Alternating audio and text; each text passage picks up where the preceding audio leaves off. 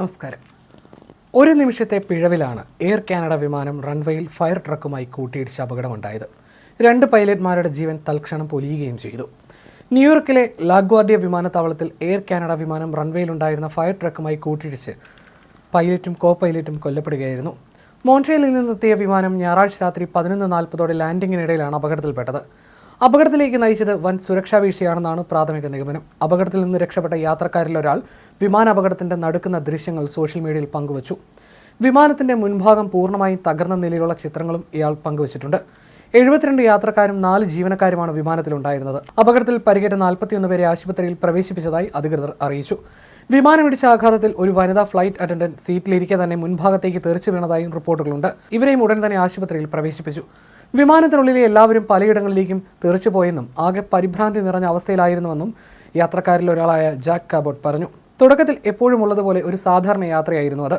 എന്നാൽ ലാൻഡിംഗ് സമയത്ത് വിമാനം റൺവേയിലേക്ക് വളരെ ശക്തമായിട്ടാണ് വന്നിറങ്ങിയത്. റൺവേയിൽ വിമാനം തൊട്ടയുടനെ പൈലറ്റ്മാർ പെട്ടെന്ന് നിർത്താൻ ശ്രമിച്ചെന്നും ഏകദേശം 2 സെക്കൻഡുകൾക്ക് ശേഷം വലിയൊരു ശബ്ദത്തോടെ വിമാനം എന്തിലോ പോയി ഇടിച്ചെന്നും അദ്ദേഹം പറഞ്ഞു. എല്ലാവരും സീറ്റുകളിൽ നിന്ന് തെറിച്ചുപോയി. വിമാനം നിയന്ത്രണമില്ലാതെ ഇടത്തോട്ടും വലത്തോട്ടും വെട്ടിത്തിരിയാൻ തുടങ്ങി. ഭീകരമായ അവസ്ഥയായിരുന്നു അത്. വിമാനത്തിന്മേൽ ആർക്കും ഒരു നിയന്ത്രണമില്ലാത്തതുപോലെയാണ് അപ്പോൾ തോന്നിയതെന്നും അദ്ദേഹം ഫോക്സ് ന്യൂസിനോട് പറഞ്ഞു. അപകടത്തെ തുടർന്ന് ലാഗ്വാർഡിയ വിമാനത്താവളം 2 മണിവരെ അടച്ചിട്ടിരിക്കുകയാണ്. ഇതോടെ ആയിരക്കണക്കിന് യാത്രക്കാരും വലഞ്ഞു.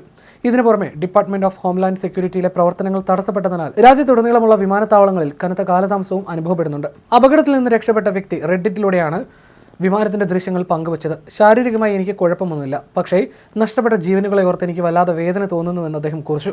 പുറത്തുവന്ന ദൃശ്യങ്ങളിൽ റൺവേയിൽ തകർന്നു കിടക്കുന്ന വിമാനത്തിന്റെ മുൻഭാഗം പൂർണ്ണമായും തകർന്ന നിലയിലാണ്. വിമാനത്തിന്റെ മുൻഭാഗം റൺവേയിൽ മുട്ടി കിടക്കുന്ന രീതിയിലായിരുന്നു ആദ്യം ഉണ്ടായിരുന്നത്. എന്നാൽ യാത്രക്കാർ പുറത്തിറങ്ങിയതോടെ ഭാരത്തിൽ വ്യത്യാസം സംഭവിക്കുകയും വിമാനത്തിന്റെ മുൻഭാഗം മുകളിലേക്ക് ഉയരുകയും ചെയ്തതായി പുതിയ ചിത്രങ്ങൾ വ്യക്തമാക്കുന്നു. വിമാനവും ഫയർ ട്രക്കും തമ്മിൽ കൂട്ടിയിടിച്ചതിന് പിന്നാലെ തനിക്ക് പിഴവ് സംഭവിച്ചുവെന്ന് എയർ ട്രാഫിക് കൺട്രോളർ സമ്മതിച്ചതായി ലൈവ് ATC പുറത്തുവിട്ട ഓഡിയോയിൽ വ്യക്തമാക്കുന്നു. അത് കാണാൻ അത്ര സുഖമുള്ള ഒന്നായിരുന്നില്ല എന്നാണ് അപകടത്തിന് ശേഷം ഒരു കൺട്രോളർ പ്രതികരിച്ചത്. അതെ, എനിക്കറിയാം, ഞാൻ ഇവിടെ ഉണ്ടായിരുന്നു. ഞാൻ ബന്ധപ്പെടാൻ ശ്രമിച്ചു. അതിനു മുമ്പ് ഞങ്ങൾ മറ്റൊരു അടിയന്തര സാഹചര്യം കൈകാര്യം ചെയ്യുകയായിരുന്നു. എനിക്ക് പിഴച്ചുപോയെന്നാണ് അപകട സമയത്ത് നിർദ്ദേശം നൽകിയ കൺട്രോളർ വെളിപ്പെടുത്തിയത്. എന്നാൽ ഇല്ല സുഹൃത്തെ, നിനക്ക് ചെയ്യാൻ കഴിയുന്നതിന് പരമാവധി ചെയ്തു എന്ന് പറഞ്ഞ് മറ്റൊരാൾ അദ്ദേഹത്തെ ആശ്വസിപ്പിക്കുകയും ചെയ്തു. രക്ഷാപ്രവർത്തകർ എത്തിയപ്പോൾ വിമാനത്തിന്റെ എഞ്ചിനുകൾ ഓഫായ നിലയിലായിരുന്നു. വിമാനത്തിന്റെ പിൻഭാഗത്തെ വാതിൽ തുറന്ന് യാത്രക്കാരെ സുരക്ഷിതമായി പുറത്തെത്തിക്കാൻ അവർക്ക് സാധിച്ചുവെന്ന് ഒരു ഉദ്യോഗസ്ഥൻ വെളിപ്പെടുത്തി. വിമാനത്തിന് ലാൻഡ് ചെയ്യാനും ഫയർ ട്രക്കിന് റൺവേ മുറിച്ചു കടക്കാനും ഒരേ സമയം അനുമതി ലഭിച്ചിരുന്നു. ഇതാണ് പിഴവായിട്ട് കണക്കാക്കുന്നത്.